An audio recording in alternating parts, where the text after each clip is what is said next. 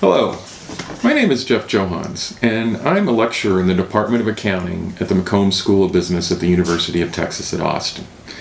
I'm here today to try to help you with a very difficult topic for accountants and to help you understand it better and to make it simpler for you. The topic is income tax accounting and deferred taxes and the calculation of the current tax expense.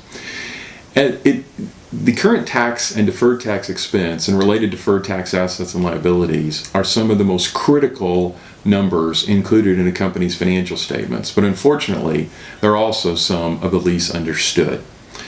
I think the best way to understand deferred taxes is through a simple, straightforward example. But before we get to that, let me explain two truisms that underlie all of the calculation of deferred taxes.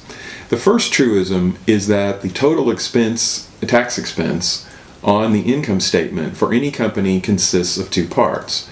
The current tax expense, which represents the true tax liability from the company's tax return, and deferred tax expense, which represents the tax effects of the change in deferred tax assets and liabilities from the beginning of the year to the end of the year. An important concept.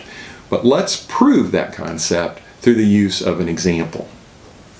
There are only two accounts in the balance sheet which have temporary book and tax differences: accounts receivable and property and equipment.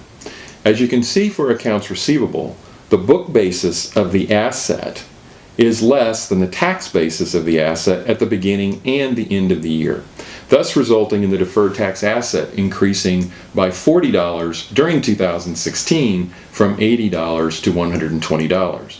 The DTA, or deferred tax asset, represents a future tax savings to the company. When we consider the other temporary difference on the balance sheet, that relating to property and equipment, we can see that the net book basis of the property and equipment is greater than the tax basis due to the use of accelerated depreciation for tax purposes. The related deferred tax liability increased from $400 to $800 during 2016. The deferred tax liability represents a future tax liability to the company. As you can see from the pre-tax book and taxable income columns, the current tax liability for the company is $2,800, which represents the calculated current year tax liability from the company's tax return. The deferred tax expense is $360, which is the net expense impact of the change in deferred tax assets and liabilities for 2016. When you add them together, you have the total tax expense appearing on the company's income statement of $3,160. So, you can see from this example that we have proven the truisms that I described relating to tax expense. That current tax expense is the current liability on the tax return, and deferred tax expense is the change in deferred tax assets and liabilities on the balance sheet.